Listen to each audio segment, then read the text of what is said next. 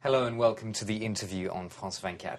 Our guest today is Debbie Stothard, who is the coordinator for the Alternative ASEAN Network on Burma, which is a regional human rights organization. She's also the Deputy Secretary General of the International Federation of Human Rights, and her visit to Paris coincides with that of the celebrated Burmese pro-democracy leader Aung San Suu Kyi.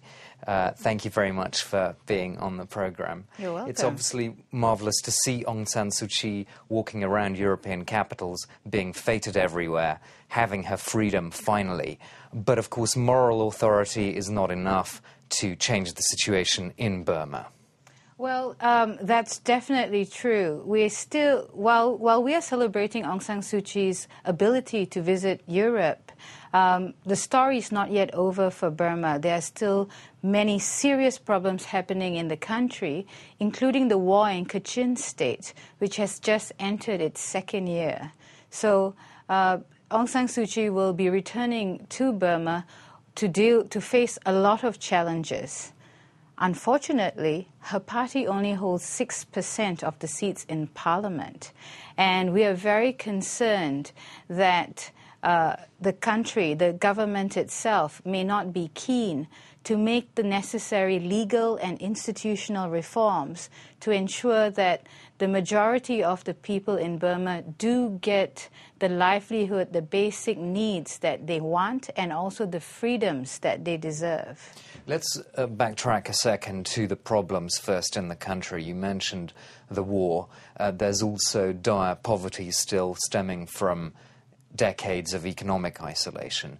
So are we in a state where politics can actually achieve anything at all, or are these problems too intractable, the ethnic tensions, the war, and the land and poverty issues? Well, we have to go back to the time when Burma first gained its independence in 1948. In those days, it was considered the Asian country most likely to succeed because it had a high rate of literacy, a high education standard, and also it was incredibly rich in natural resources. But what has happened in Burma, what has brought Burma to this, is bad governance, not bad luck. And I think in order to turn Burma around, we do need to see a change in the way the government operates and a change in the way the laws are designed and the institutions are run. So it is important to realize that this was a rich, functional, thriving country that has been brought to its knees by bad governance, by various military regimes. So we do need to actually use that. We do need to review the laws. We do need to get a rule of law and all the other institutions up and running. But most importantly, we do need to have justice and transparency in the country. Is there any likelihood of any of those things even beginning when we're still working with the institutions as they are today? And within the current status quo, as you said, her party only has 6%. I think it is possible as long as the international community doesn't give up. We've noticed that the government has made various concessions, including releasing Aung San Suu Kyi and allowing her freedom of movement and allowing her to run in the recent by-election so that she became a member of parliament. However, we noticed that they haven't yet gone into what we call the fundamental reforms so that people can actually enjoy those benefits. So we do actually need to understand that this is because of international pressure. Those positive changes happened because of international pressure, and the authorities are hoping that the pressure will ease off now that Aung San Suu Kyi is free. In fact, now is the time we do need to put on more pressure to ensure that real reforms happen. Who's that pressure going to come from? I mean, Aung San Suu Kyi has asked European governments to help, but some people are sceptical about whether governments really can make a difference. Where do you think the help should come from? I think governments can make a difference, and governments and corporations, international organizations, and pretty much everyone who has an interest in Burma. If we don't take advantage of the situation now to push and work with various parts of the country to get those actual reforms, we may actually face the danger of seeing another humanitarian and political and security crisis happening somewhere along the line. We're already seeing crises break out in places like Arakan State and, of course, the war in Kachin State. We're also seeing the highest number of people displaced in eastern Burma in the past 10 years. So we're already seeing the beginnings of, we're seeing that those crises are existing, new crises are happening. So it is in the interest of everyone to make sure that the government of Burma does institute actual change. Tell us about the work of ALTSEAN, this alternative. Firstly, it sounds like a non-official version of ASEAN. So what are you doing, and why are you called that? Well, we were formed in 1996 before Burma was joining ASEAN. At that time, it was assumed that ASEAN didn't care for human rights and democracy in Burma. And we wanted to make the point very clearly that it was the people of ASEAN that cared about human rights and democracy in Burma. And hence, we felt we had the right to call ourselves Alternative ASEAN Network on Burma. Since then, we've also we've created pressure in the region itself so that ASEAN leaders have had to talk about human rights and democracy in Burma and also try and engage in solutions. So that's why we're named ALTSEAN Burma. And you're based personally on the Thai-Burmese border, or at least you go there a lot. What are you doing there? What are your experiences there with the Burmese people? Well, we are very lucky because we were one of the first organizations to set up a women-specific training program for women activists from Burma back in the 90s.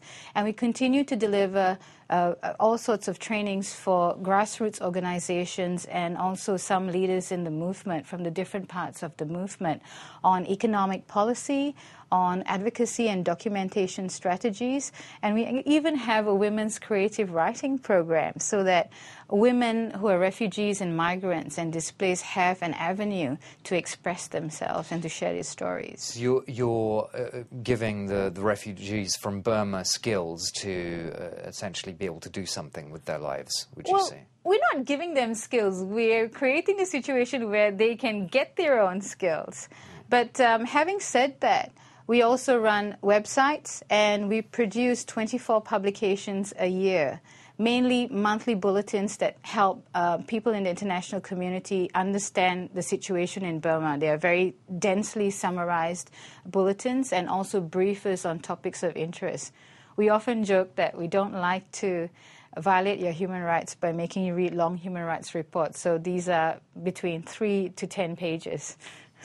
What's going to happen then to the refugees that you've been dealing with? I mean, have any of them gone back to Burma, or do you see a growing refugee issue there? Well, there has been a lot of concern that refugees will be forced back to Burma against their will. Firstly, we need to understand that the reasons that they have been forced out of their homes still exist. We also have to understand that some of the villages that they came from are still very heavily landmined and are not safe. And so we do need to ensure that refugees have a place to return to and that they feel confident and they're willing to do so. What we're seeing is a starvation of funds and support for those refugee camps. And it looks like the international community is somehow hoping that the refugees will go back somehow. One of those issues you touched on before is land in Burma, which is still a huge problem, isn't it? It's expropriation of land, which is causing this refugee crisis to continue. Well, yes. Actually, very disturbingly, last year the Parliament brought in a law that legitimizes the practice of confiscating land from local people. Now the central government essentially has the right to confiscate land in any part of the country for any purpose as long as they decide that it's in the national interest. And we have seen increasing numbers of communities facing this problem. In one community in Shan State, for example, 63% of the families had their land confiscated within a 5-year period. And for most of these communities, they need land to grow food to feed themselves. The international community, though, surely is very limited in what it can do because, as you were describing, the military essentially still has a lot of power, and a lot of people would argue that the changes have been very minor in allowing the pro-democracy parties to have some form of growth. I think what we're seeing in Burma is a process of change that was intended by the military to be a surface change. But there is a growing expectation that this change should really happen on the ground.